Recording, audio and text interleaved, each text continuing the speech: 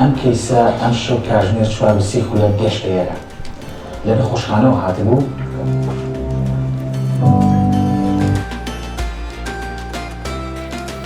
جارێکی تر ئێوارەی هەمووتان باش، دووبارە بەخێر هاتن سەر چاوان. سپاسی ئامادەبوونتانەکەین کە لە ماوەی ئەم دوو ئێوارەیەدا لەگەڵمان بوون و بە ئامادەبوونتان جوانیەکی زیاترتان بە بەرنامەکانی فێستیڤاڵ بەخشی. بەر لەوەی مەراسیمی دابەشکردنی خەڵاتەکان دەست پێ بکەین، داوا لە بەڕێز ڕەوا ئەحمەد بەڕێوەبەری فێستیڤاڵی فیلمی کوردی مۆبایلەکەین وتیان ئامادەیە پێشکەشمانەکەن با بفەرمێت. دامەزراوی فیم بە ئەنجامدانی خولی دووەمی فیستیڤاڵی فیلمی کوردی مۆبایل جارێکی تر سەلماندی کە پشتگیری لە کولتور و هونەر یەکێکی ترە لە هەوڵەکانی ئەم دامەزراوەیە.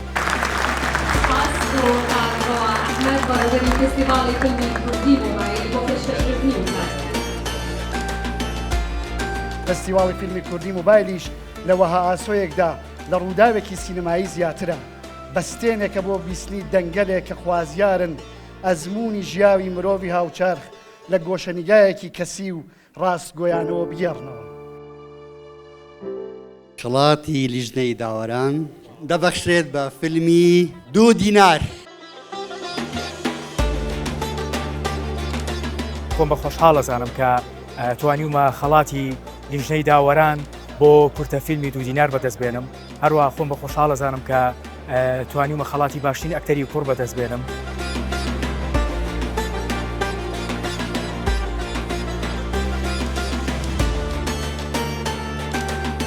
خەڵاتی باشترین سیناریۆ ساکار عوسمان سینارستی کورتە فیلمی 2 دینار پیرۆزە بە هیوای سەرکەوتن.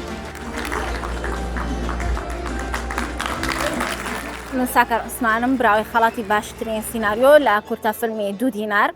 سواز بۆ ڤیم فاوندیشن و تەواوی ڕێکخەرانی ئەم فستیڤاڵە کە پێگەیەکی گرنگە بۆ هاندانی گەنجان بۆ بەرهەمێنانی خەیاڵەکانیان. خەڵاتی باشترین دەرهێنەر کورتە فیلمی ئاوێنەی گەڕۆک دەرهێنانی ژیوار محەممەد. خۆشبەختانە لە دووەمین فستیڤاڵی فیلمی کوردی مۆبایل بووینە براوەی سێ خەڵاتی باشترین دەرێنان، باشترین میوزیک، باشترین دیزاینەری دەنگ. زۆر سپاس بۆ دامەزراوەی ڤیم، بۆ هەموو سپۆنسەرەکان، بۆ ڕێکخەرانی ئەم فستیڤاڵە، بەتایبەت کەناڵی کورسات سیتی سینەما. هیوادارم هەموو ساڵێک ئەم فستیڤاڵە بەردەوام بێت، هەموو گەنجان دەست پێشخەریکن بۆ دروستکردنی فیلم و بە هیوای بەردەوامی و هیوای سەرکەوتن بۆ ئێوەش. خەڵاتی باشترین کورتە فیلم کورتە فیلمی ماتماتیک دەرهێنانی دەوار جەلال بوو بە براوەیە و خەڵاتە.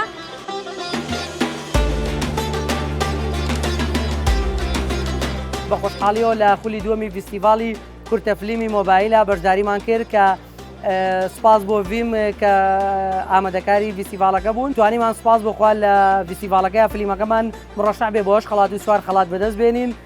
بەندە وەکو دەوار خەڵاتی باشترین کورتە فیلمی فستیڤاڵەکەم بەدەستێنە لەگەڵ خەڵاتی تایبەتی سیتی سینەمایە بۆ باشترین کورتە فیلم. ئێستاش کاتی ئاشکراکردنی خەڵاتی تایبەتی ڤیم میدیایە کورتە فیلمی 3/7 لە دەرهێنانی هاوکار جەمال کابان. هاوکار جەمال کابان براوەی خەڵاتی ڤیم میدیا، بەڵام ئەم خەڵاتە تاویزی هەموو شتێکی بۆ کردمەوە، یعنی هەستێکی زۆر تایبەتە. ئەمە ژێشەکە لەو دەرفەتانەی کە بە منیان ناوە کە باشترین شۆرت فیلم دروستکەم بۆ داهاتوو بە باشترین پرۆسێسی سینەمایی. ئارینا دڵشاد لە کورتە فیلمی دوێنێ لە ئەمڕۆدا بوو بە خاوەنی خەڵاتی باشترین ئەکتەری کچ. من ئارینا دڵشاد براوەی خەڵاتی باشترین ئەکتەری کچ بۆ کورتە فیلمی دوێنێ لە ئەمڕۆدا لە دەرهێنانی خوێنی ئێسحاق. بەڕاستی منی چاوەڕێ ناکرم خەڵاتە بەرمەوە چونکە یەکەم ئەزموونمە لە سواری سینەمادا، بەڵام پێم خۆشەکە وەرم گرتەوە. زۆر سپاس بۆ دامەزراوی ڤیم. خەڵاتی باشترین مۆنتاژ کورتە فیلمی ماتماتیک کاری مۆنتاژی لەلایەن میر کۆمەریوانەوە بۆ ئەنجام دراوە. با بفەرمێت بۆ وەرگرتنی خەڵاتەکەی.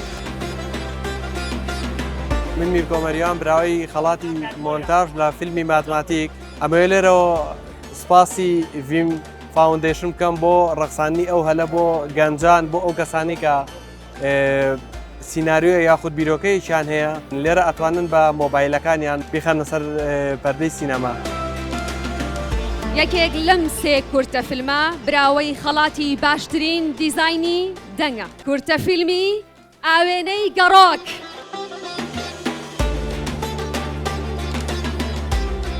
من شەماڵ ئەنوەر لە هەورامانەوە بەشداریم کردووە وەکو ستافی کورتە فیلمی ئاوێنەی گەڕۆک براوەی دیزایەنەری دەنگم بە هیوادارین هەموو ساڵێک بتوان هاوکاری گەنجان بکەن پشتی گەنجان بگرن تاوەکو بتوان گەنجان ئیشی باشتر و جوانتر بکەن. کورتە فیلمی بۆچی لاسۆ عەبدوڕەحمان سینەماتۆگرافەری فیلمەکە بوو بە براوەی ئەو خەڵاتە؟ بوومە براوەی خەڵاتی باشترین سینەماتۆگرافی و لەگەڵ خەڵاتی هاندان سپاسی فیلم فاوندیشنەکەم بۆ ئەم فستیڤالەکە ڕێکی خستووە وا لە گەنجەکە کە بەرەو پێشەوە بچێ و کار بکە و هەوڵمەند ڕێگەم بایلۆ فیلم دروستکەم. تا خولی سێیەمی فستیڤاڵی فیلمی کوردی مۆبایل خواتان لەگەڵ دووبارە بەخێر هاتن سەرچاوان و پیرۆزە لە براوەکانی خەڵاتەکان زۆر پیرۆزە و بەخێر هاتن.